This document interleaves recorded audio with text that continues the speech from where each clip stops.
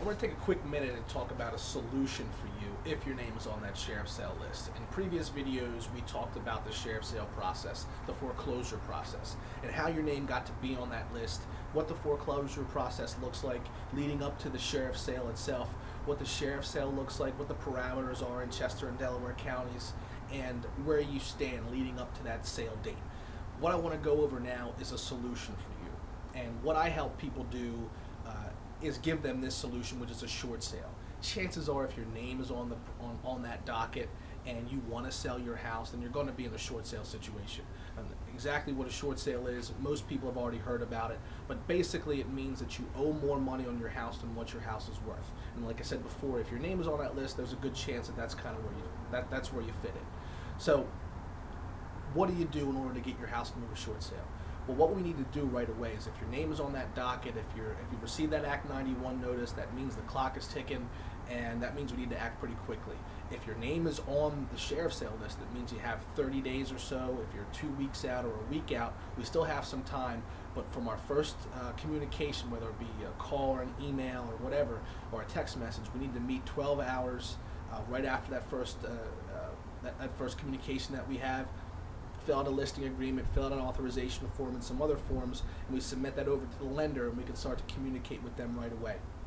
Once we do that, hopefully they'll give us an extension. And one of a couple things will happen, actually. They'll either give us an extension for an indefinite period of time and they'll suspend it indefinitely, or they'll just do it for 30 days, 60 days, 90 days, 120 days. But either way, that's enough for us to get started. So we get the listing up, we get the property on the market, we take some videos, we take some pictures, we get it out on social media, we get you search engine optimization on Google, we put it on hundreds of other websites, and we start to get some eyeballs on your property, we start to get some traffic on your house, and then we price it aggressively to get it sold right away. And that's a key component. And that's where I feel a lot of agents fail when they take people's short sale listings. Price is everything in this market. Price is especially everything if you're in a short sale, because you don't have that much time. You need to get an offer right away, and it has to be a fair offer based on what the market says. If your house needs a little bit of work, if it's been vacant for a period of time, that's okay. It may even wind up working in your favor if that's the case. But whatever the case may be, we price it right, we price it to sell right away, we get that offer, and then we submit it over to the lender. Once we've submitted a full agreement over to the lender, we start to negotiate. I use a team of people. I use a law firm sometimes, and I also use myself to negotiate directly with the lender. It's important that we dictate the pace of the negotiations to the lender, and we hold them accountable. They will give us blowback. They will give us feedback. If you have all the documentation that's required of you up front, it takes all the excuses out of their hands, and those are some of the things that we can control. Once we've done that, we wait for an approval, and once we get an approval, then we move on to the settlement phase. And then we help you transition on with the rest of your life. So that's a little bit about what the sheriff's sale, what the short sale looks like. It's probably your best option if you're 30 days out from the sheriff's sale date.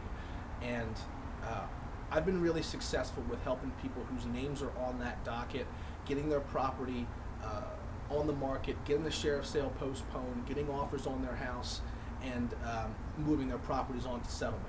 Okay, it can happen, but we have to take advantage of the things that we can control. And the things that we can control is getting the appointment, getting the documentation together, shipping it over to the lender, getting that postponed sheriff's sale date or suspended sheriff's sale date, pricing it aggressively, negotiating an offer with the lender, and then getting it on into approval. Now, if anybody promises you they're going to get your house sold, they're lying to you.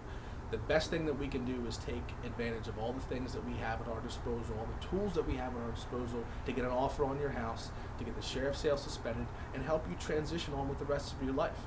Because at the end of the day, you want to be relieved of this financial burden, you want to be relieved of this stress, and you want to move on with your life. And I can help you do that when we do a short sale.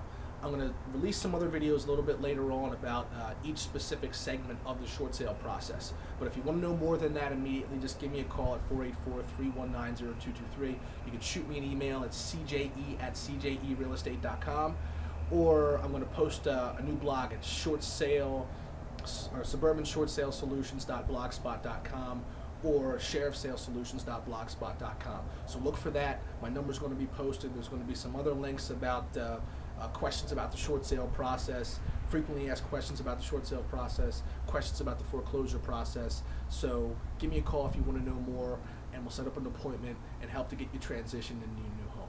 Thanks a lot.